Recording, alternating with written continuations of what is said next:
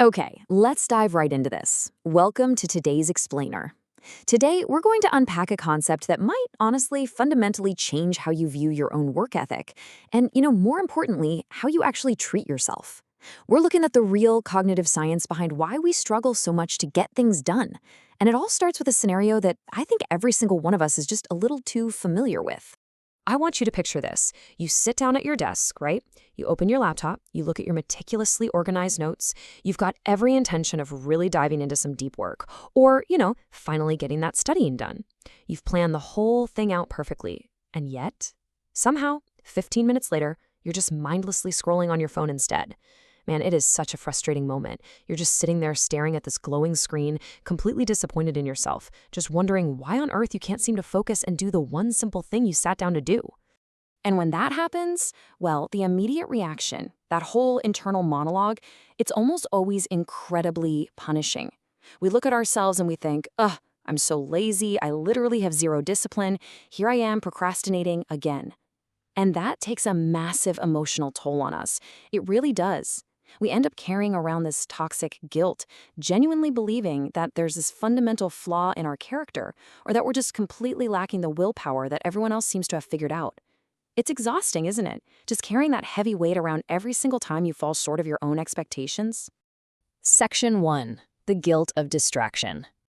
But what if that's not the real problem? What if, this entire time, you've been diagnosing the issue completely wrong? Let's just take a step back for a second and look at this through a totally different, much more analytical lens, so we can figure out what is actually happening inside your head. Now, what's really interesting about this is, I want you to imagine asking your smartphone to do some serious, heavy lifting. Let's say you wanted to render and edit a 4K video, run multiple complex background apps simultaneously, and stream high-quality music all at the exact same time. Now, these are intense computational tasks. We just intrinsically understand that asking a device to do all this heavy lifting, like having 50 browser tabs open at once with half of them playing autoplay videos, that demands a massive amount of power. It takes a serious toll on the whole system. Now, imagine asking your phone to do all of that heavy lifting when the battery indicator is glowing bright red at just 2%. What happens? The phone stutters. It lags. It completely fails to open the video app. It might even just freeze up entirely. But when that happens, you do not sit there and call your phone lazy. You don't accuse your device of lacking discipline or procrastinating on the job. No way. You just recognize that it's completely out of juice, and you plug it in to charge. Section 2. The low battery brain. Let's see how this builds, because this brings us to the core pivot of our explainer today. We are going to map this technological reality directly onto the human experience. Because honestly, the parallels are just striking. A struggling phone at 2% behaves remarkably similarly to your brain at the end of a long day. The source material makes this super clear. Our brains work in pretty much the exact same way as these devices. We do not have an infinite well of focus. We have a finite battery to draw from. Just think about your invisible energy drains. Throughout the day, it's not just the big, obvious projects that cost you battery life.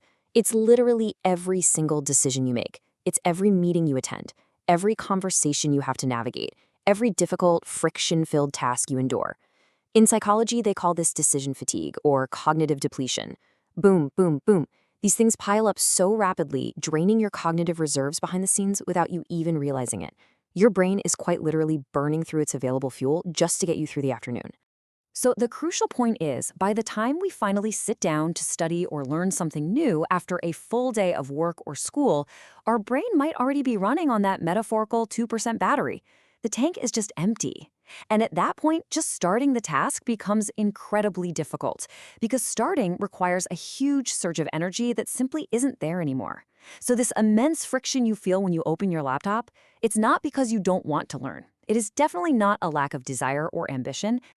You see, society loves to tell us the problem is a lack of discipline. We're constantly told to just push harder and grind through it. But the biological reality we're unpacking here is that you are simply running out of high-quality cognitive energy. You're in a state of ego depletion, where your actual capacity for self-control and focused effort has been temporarily exhausted. So you aren't lacking willpower, you're just lacking bandwidth. Section 3. Protecting your cognitive energy. Okay, so now that we actually understand the mechanics of what's happening in our heads, how do we fix it? Well, we need an entirely new strategy for how we approach our daily tasks. We have got to stop asking the old guilt-ridden question, which is, how can I force myself to study? We need a complete paradigm shift. And this brilliantly illustrates exactly that. We need to replace it with a strategic new question. When do I have the most cognitive energy? Because this completely shifts us from just forcing productivity to actually intelligently managing our biological bandwidth. And this leads directly into a highly actionable workflow. Step 1, audit your day. Just honestly ask yourself, when are you naturally at your absolute peak? Are you a morning person or are you a total night owl?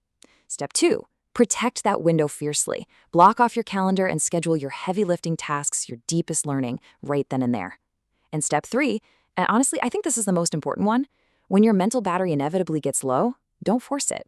Switch to low-stakes tasks or just step away entirely and take a real restorative break. This is the core takeaway I really want you to remember from this explainer today.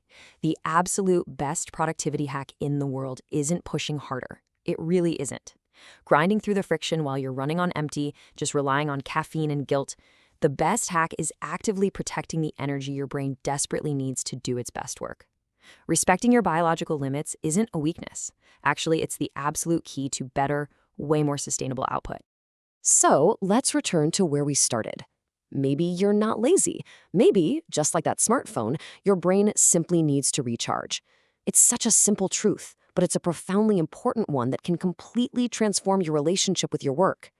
I want to leave you with this final thought to consider as you go about the rest of your day. If you stopped fighting your low battery, if you dropped all that toxic self-guilt, and you actually started protecting your cognitive energy, what could you finally accomplish?